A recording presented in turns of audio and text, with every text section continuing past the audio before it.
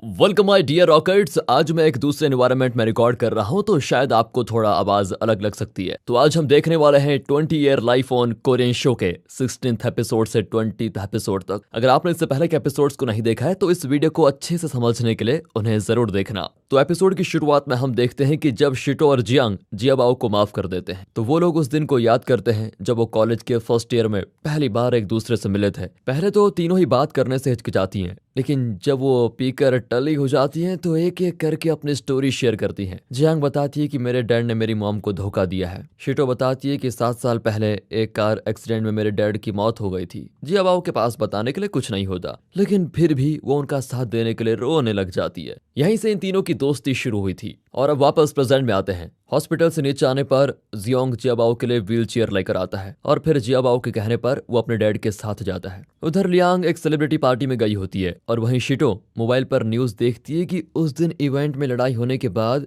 Actress क्वेंग ने social media पर post कर दिया था जिसमें उसके पैरों पर चोट लग गई थी और उसने इसका जिम्मेदार लियांग को बताया। जब ये बात इन तीनों को पता चलती है तो लियांग की मदद करने का ये डिसाइड करते हैं। तभी जियांग को एक आइडिया आता है और वो सभी को बताती है। उधर दिखाते हैं तो पुलिंग कैपिटल से इन्वेस्टमेंट ना मिलने पर मिस्टर डिंग की कंपनी के लोग अपना सामान लेकर घर जा रहे होते हैं, जिससे मिस्टर डिंग बहुत ज्यादा उदास हो जाते हैं कि अब मैं क्या करूं। लेकिन तभी उनके पास जियांग का कॉल आता है। अब अगले सीन में हम देखते हैं कि लियांग मीडिया को समझाने की कोशिश करती है कि उस दिन क्वेंग के साथ जो भी हुआ वो मैंने नहीं किया, लेकिन मीडिया वाले उसकी बात मानने को तैयार ही नहीं होते। तभी वहां पर जियाबाओ आती है। फिर वो मीडिया वालों को एक फोटो दिखाकर बताती है ये फोटो क्वेंग की नहीं बल्कि उसके एक दोस्त की है। मीडिया वाले पूछते हैं कि ये फोटो तुम्हें आखिर मिली कहाँ, तो जियांग इस बात का जवाब देने के लिए मिस्टर डिंग को भेजती है, जो बताते हैं कि उनकी कंपनी ने होंगचा नाम का एक ऐप बनाया जो कि एक तस्वीर को देखने वाली बहुत सारी तस्वीर सामने लेकर आ जाता है। दूसरी तरफ जियोंग के डैड उसे समझाते हैं कि मुझे रेस्टोरेंट चलाते हुए 20 साल हो गए हैं, लेकिन आज तक मुझे कुछ नहीं मिला, इसलिए मैंने तुम्हें पढ़ा लिखा कर एक अच्छी जॉब दिलवाई, पर तुम उसे छोड़कर मेरी तरह शेफ बन गए।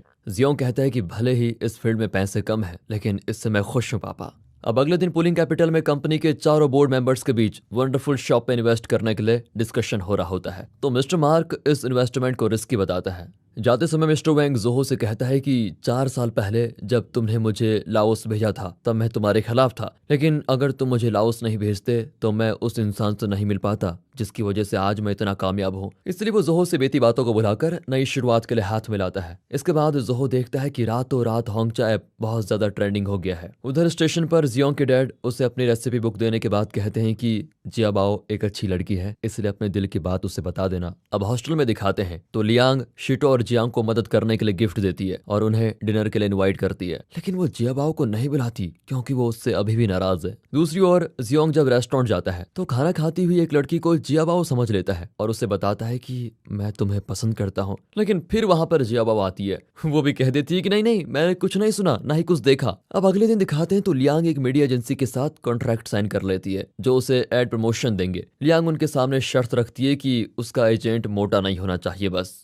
वहीं पुलिंग कैपिटल में सभी लोग होंगचा ऐप के बारे में बात कर रहे होते हैं तो जोहो जियांग को बुलाता है और उसे वापस होंगचा ऐप के साथ इन्वेस्टमेंट की बात करने के लिए कहता है। फिर जियांग होंगचा के फाउंडर मिस्टर डिंग को मीटिंग के लिए पुलिंग कैपिटल बुला लेती है क्योंकि डिंग ने उससे वादा किया था कि वो पुलिंग कैपिटल से ही इन्वेस्टमेंट लेंगे। उधर टिडाओ शिटो को हॉस्टल छोड़ने के लिए आता है। तभी वहां पर जियाबाओ भी आ जाती है। टिडाओ शिटो को कल होने वाले एग्जाम से पहले कुछ रेस्ट करने की एडवाइस देकर चला जाता है और तभी जियोंग वहां पर आता है। वो जियाबाओ को डिनर के लिए इन्वाइट करता है, लेकिन जियाबाओ उससे कहती है मुझे एग्जाम से पहले शिटो की हेल्प करनी है, इसलिए मैं नहीं आ सकती। इसके बाद जोहू होंगचा ऐप के साथ कॉन्ट्रैक्ट की सारी जिम्मेदारी जियांग को दे देता है और वो रात भर जाकर कॉन्ट्रैक्ट पेपर बना लेती है। अगले दिन अब ज़ेन्यू को दिखाते हैं जिसे एक लड़की बर्थडे के बहुत सारे गिफ्ट्स देती है, लेकिन वो बिना गिफ्ट लिए चला जाता है। और फिर जब जियांग उस लड़की के पास बैठी हुई लंच करती है तो उस लड़की को पता चलता है कि जियांग ज़ेन्यू को जानती है, इसलिए वो जियांग को कहती है कि प्लीज तुम ज़ेन्यू को मेरी तरफ से ये गिफ्ट दे देना, इसके बदले में तुम्हें कुछ पैसे भी दूंगी। अब पैसों के लिए जियांग गिफ्ट देने के लिए मान जाती है, उसको जाकर गिफ्ट दे भी देती है। ज़ेन्यू गिफ्ट्स को देखकर बहुत खुश होता है क्योंकि उसे लगता है कि ये जियांग ने दिए तो वो उन्हें किसी को भी टच करने नहीं देता। उधर लियांग को मीडिया एजेंसी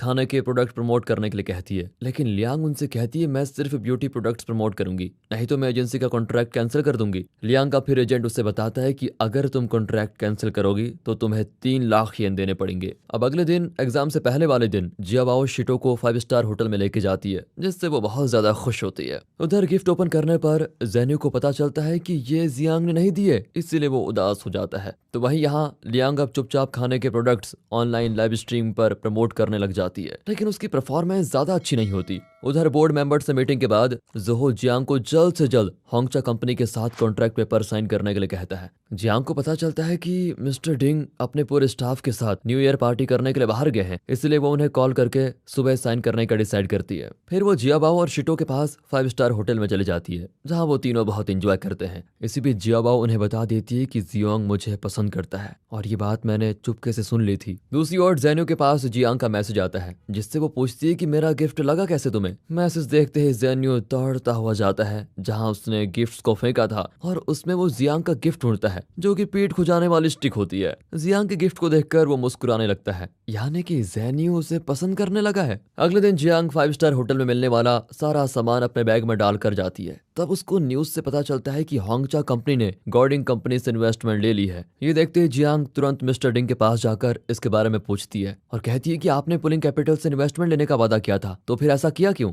डिंग कहता है कि गॉर्डिंग ने पुलिंग कैपिटल से 1 करोड़ ज्यादा इन्वेस्ट करने का ऑफर दिया था और उन्होंने पार्टी खत्म होने तक रिजॉर्ट के बाहर इंतजार भी किया, इसीलिए मैंने उनके साथ कॉन्ट्रैक्ट साइन किया है। अब जियांग इस बात से बहुत उदास हो जाती है। जोहो के पास जाकर कहती है कि अगर मैंने पार्टी के बाहर इंतजार किया होता तो आज ये डील हमारी होती। जोहो उसे कुछ नहीं कहता क्योंकि जियांग को खुद की गलती का एहसास हो चुका था। जाते समय जियांग का बैग फट जाता है और उसमें से होटल का सामान भी गिर जाता है। फिर वो इकट्ठा करके अपने डेस्क पर आती है और टूटे हुए बैग की पिक्चर पोस्ट करती है। उधर लियांग को मीडिया एजेंसी का मैनेजर समझाता है, अगर तुम खाने के प्रोडक्ट प्रमोट नहीं करोगी तो तुम्हारे फॉलोअर्स नहीं बढ़ेंगे, जिससे ब्यूटी प्रोडक्ट्स को प्रमोट करना मुश्किल हो जाएगा। अब दूसरी ओर जियाबाओ और शिटो होटल से एग्जाम देने के लिए जा रहे होते हैं। तभी शिटो अपनी मॉम को जाहो के साथ देख लेती है और छिपते हुए आगे जाती है। तभी उसे सामने से जाहो की वाइफ आते हुए दिखती है। शिटो जियाबाओ को आगे भेज देती है और खुद नकली रिपोर्टर बनकर जाहो की वाइफ का इंटरव्यू लेने लग जाती है। शिटो ऐसा इसलिए करती है ताकि उसकी मॉम और जाहो एक साथ पकड़े न जाएं, और इस वजह से वो एग्जाम देने के लिए नहीं जा पाती। वहीं लियांग एक लाइव स्ट्रीम करने के बाद अपने एजेंट से कहती है कि अब मुझे तुम्हारी जरूरत नहीं है। इसके बाद रात को जियाबाओ सभी को जेन्यू के बर्थडे पार्टी में लेके जाती है, जहां केक कट करने के बाद शिटो और टिडाओ एक दूसरे के लिए रोमांटिक सॉन्ग्स भी गाते हैं। तभी लियांग देखती है कि मीडिया एजेंसी उसके पर्सनल अकाउंट पर बिना उसकी परमिशन के पोस्ट कर रही है, इसलिए वो तुरंत अपने पुराने एजेंट से बात करती है और पीछे से जियाबाओ सब कुछ सुन लेती है। वहीं अंदर जियांग अपनी गलती को लेकर जेन्यू के पास उदास बैठी होती है। तभी उसे पता चलता है कि उसे डायरेक्टर चैन की टीम में असाइन कर लिया गया है और इसी खुशी में वो जेन्यू को गले लगा लेती है। फिर जेन्यू उसको एक नया बैग देता है क्योंकि उसने पोस्ट पर जियांग के उस फटे हुए बैग को देख लिया था। वापस जाते समय टिडाओ और शिटो एक डॉग को खाना खिलाते हैं। उधर जियोंग जियाबाओ को उसके फेवरेट मीट बॉल्स देता है।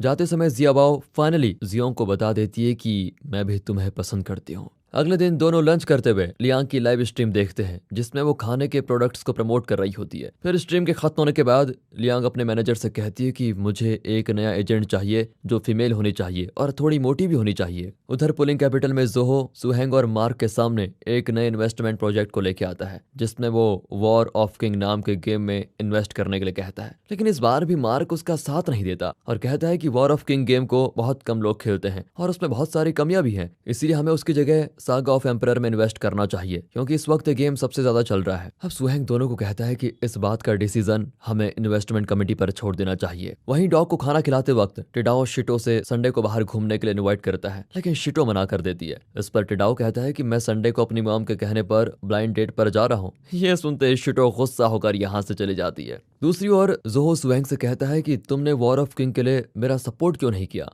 सुहेंग कहता है कि war of king saga of emperor से बहुत ज्यादा पीछे है। अब उसके बाद जोहो उसे समझाता है अगर वॉर ऑफ किंग में बग्स को मिटा दिया जाए तो वो सागा ऑफ एम्परर को पीछे छोड़ सकता है। जोहो कहता है कि मैंने रिसर्च की है जिसके हिसाब से सागा ऑफ एम्परर जल्द ही फेल हो जाएगा। अब अगले दिन लियांग मीडिया एजेंसी में जाके कहती है कि मैं कॉन्ट्रैक्ट तोड़ने वाली हूँ, यानी कि लियांग को मीडिया एजेंसी को 30 लाख येन देने होंगे हॉस्टल में वो ये बात तीनों को बताती है। जियांग पूछती है कि अभी तुम्हारे पास कितने पैसे हैं, तो लियांग कहती है 258। जियाबाओ कहती है कि मैं तुम्हें अपने पेरेंट्स से लोन दिलवा सकती हूँ, लेकिन लियांग जियाबाओ से मदद लेने के लिए मना कर देती है। इसके बाद लियांग पैसों के लिए अपने सभी लग्जरी बैग को ऑनलाइन बेच देती है। अब अगले दिन बोर्ड मेंबर्स की मीटिंग में वैंग मार्क का साथ देते हुए कहता है कि war of king saga of emperor के सामने टिक नहीं पाएगा, लेकिन अगर हम वॉर ऑफ किंग को साउथ एशिया में लॉन्च करें तो वो प्रॉफिटेबल हो सकता है, क्योंकि इस वक्त साउथ एशिया में एक भी मोबाइल गेम नहीं है। इससे जोहो और सुहेंग एग्री कर जाते हैं। इसके बाद जियाबाओ और लियांग इस कॉन्ट्रैक्ट की प्रॉब्लम को लेकर शिटो की मॉम मिसिस वी के पास जाते हैं, क्योंकि वो लॉ फर्म चलाती हैं। शिटो अपनी मॉम से नाराज है, इसीलिए वो उनके आते ही बाहर चले जाती है। उधर फाइनल मीटिंग शुरू होने से पहले जोहो को न्यूज से पता चलता है कि saga of emperor game south Asia में लॉन्च हो चुका है। तभी वहां पर सुएंग के फादर आते हैं, जो कि मीटिंग में इन्वेस्टर होने के नाते डिसीजन ले सकते हैं, और वो जोहो से नफरत भी करते हैं। इसलिए बिना कुछ सोचे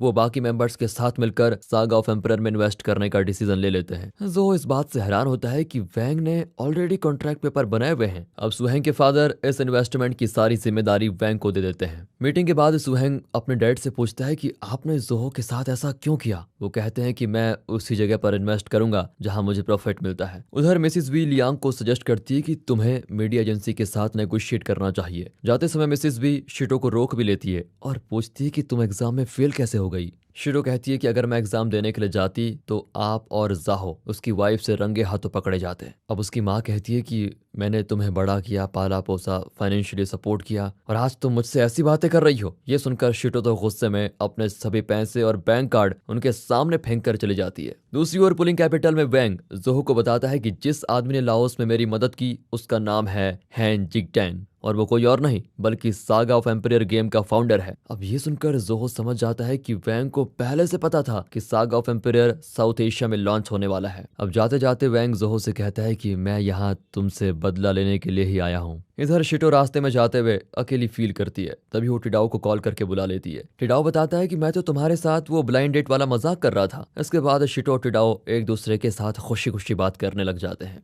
अब अगले दिन लियांग नेगोशिएट करने के लिए मीडिया एजेंसी जाती है और डील करती है कि वो जब तक खाने के प्रोडक्ट प्रमोट करेगी तब तक कंपनी को उनके पैसे मिल जाएंगे। इसी ऑफर के साथ दोनों काम करते हैं। लियांग कुछ ही समय में सारे पैसे चुका देती है। अब सर्दियों का समय आता है। लियांग और जियाबाओ में फिर से दोस्ती हो गई है। जियाबाओ उसकी एजेंट बन जाती है। जियांग ऑफिस के लिए निकल जाती है और लियांग इस बात से उदास होती है कि उसके पास सिर्फ एक बैग बचा हुआ है। तभी जियाबाओ कहती है कि तुम मेरा बैग यूज कर सकती हो, कोई दिक्कत नहीं है। अब जियांग जब ऑफिस जाती है तभी वेंडी उसे बताती है कि डायरेक्टर जोहो छुट्टियों पर चले गए हैं और कंपनी की लीडरशिप मिस्टर वैंग के हाथों में चली गई है, और जो भी जोहो के नीचे काम करता था उसे या तो कंपनी से निकाला जा रहा है या छुट्टी देकर घर भेजा जा रहा है। इसके साथ ही पूरा स्टाफ जियांग को पनौती कह रहा होता है, क्योंकि वो जिसके साथ रहती है उसकी किस्मत खराब हो जाती है। पहले रॉन्ग और अब जोहो। वेंडी ये भी बताती है कि ऑफिस के लोग अपनी पोजीशन बचाने के लिए मिस्टर वैंग की चमचागिरी करने लगे हैं। अब ये सुनकर जियांग को बहुत गुस्सा आता है, लेकिन फिर भी वो मिस्टर वैंग के लिए कॉफी लेके जाती है और उनकी तारीफ करने लगती है। उधर शिटो को पैसे लेकर बहुत सारी दिक्कतें आ रही होती है, क्योंकि उसके पास जो भी पैसे बचे हुए थे वो खत्म हो चुके हैं। दूसरी ओर लियांग जियाबाओ से जल्द कोई नया एड ऑफर लाने के लिए कहती है, तो जियाबाओ बताती है कि नए क्लाइंट मिलना रोज मुश्किल है और पुराने क्लाइंट कोई रिस्पांस नहीं दे रहे हैं। ये सब इसीलिए हो रहा है क्योंकि अब लोग धीरे धीरे तुम्हें जानना कम कर रहे हैं।